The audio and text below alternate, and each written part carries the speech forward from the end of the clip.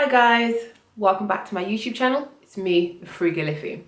So I wanted to jump on camera this evening because I just finished listening to a fairly old podcast that I thought would actually be useful for me to share some of the lessons that I learned for those of you that are on a debt journey. The podcast is called Secrets of Wealthy Women, and I'm listening to it because I don't know about you, but I'm trying to claim wealth into my life. Amen.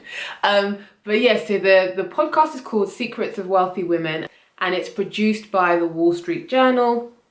It's a series of women sharing their thoughts, opinions, and expertise on various aspects of being wealthy and professional development. This episode consisted of 3 women, 2 financial journalists, and 1 author of a financial self-help book talking about their debt stories and how they got their money right.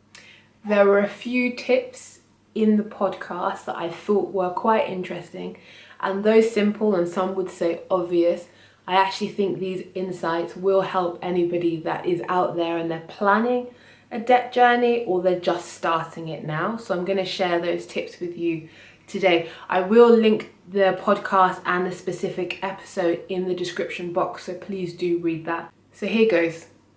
So the first step in how to take charge of your debt, as discussed by these 3 women, was to face your numbers. They recommend getting a spreadsheet or a notepad, a piece of paper, potentially your phone, and documenting every single piece of debt that you have to date. They suggest, and I do agree, to write down all your debt balances, your interest rates, your terms, your dates of repayment, everything connected with your debt, and just look at it starkly.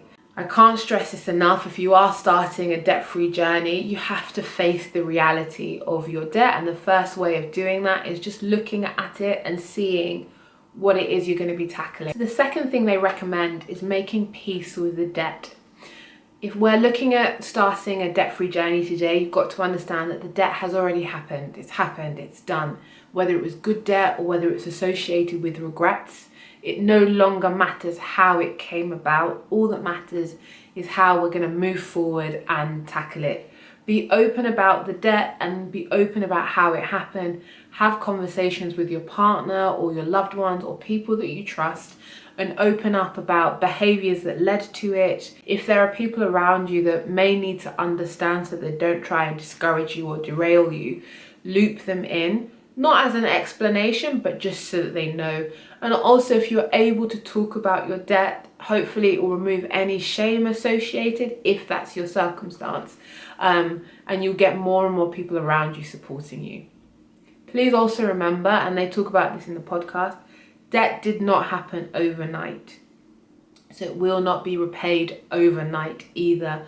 You have to be really, really kind to yourself. You have to be really kind to yourself and understand that it's going to be a journey, it's going to take some time, and you will get there eventually. Slow and steady will definitely win this race. So the third tip they offer in the podcast is to track your spending. The idea behind this is that before you start paying off debt, you have to understand what your relationship is to money today, and if you actually have any extra capacity to pay towards debt. If you can track your spending for 90 days, you'll be able to determine whether there are any sacrifices that you can make to put towards paying off your debt balance quicker. So again, I agree with that sentiment. So the fourth thing that they talk about in relation to tackling debt and getting on top of your debt and handling your money is to create an attack plan for your debt. Once you've tracked your spending, and you know if you have extra money that can go towards paying off your debt above any minimum payments you may be paying, they recommend introducing SMART goals to tackle the debt. And by SMART, we mean specific, measurable, achievable, realistic, and timely. As I said earlier, this debt wasn't created overnight, so it won't be paid off overnight. You are going to have to map out what is realistic and what you can actually commit to, and it is better to do it over a period of time that you can commit to than trying to say you're not going to spend any money for the next 3 months and pay off all your debt if that's not realistic and achievable. They also talk about the fact that you need to bear in mind other financial goals you may be working towards at the same time. So if you know that you need to build an emergency fund, or if you have a pension that you're contributing to, make sure that you do. So the fifth thing that they talk about in the podcast is taking the debt avalanche approach over the debt snowball.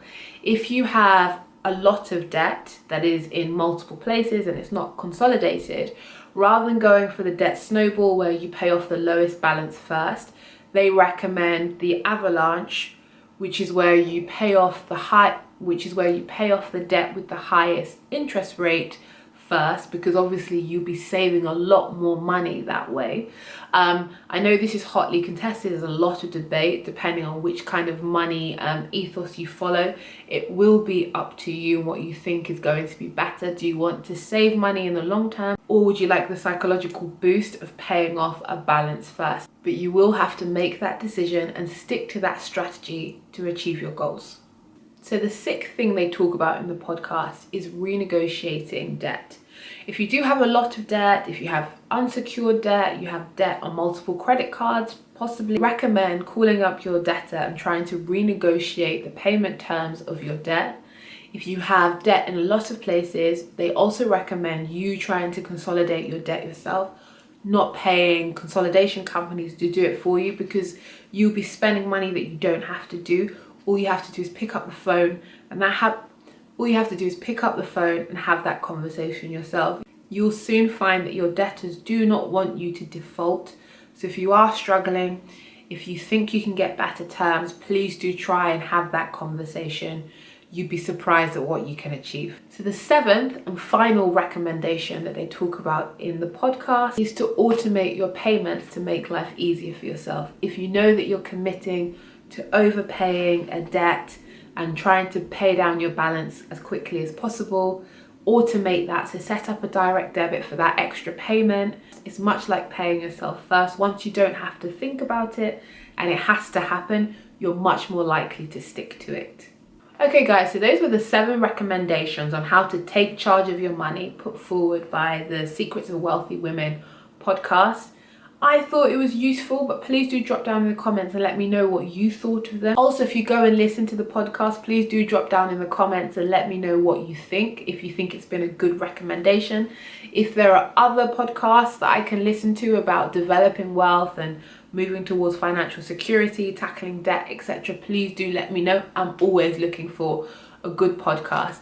If you like this content and if you would like to hear more insights from this podcast series, please do give me a thumbs up and subscribe, and hopefully I'll see you in my next video.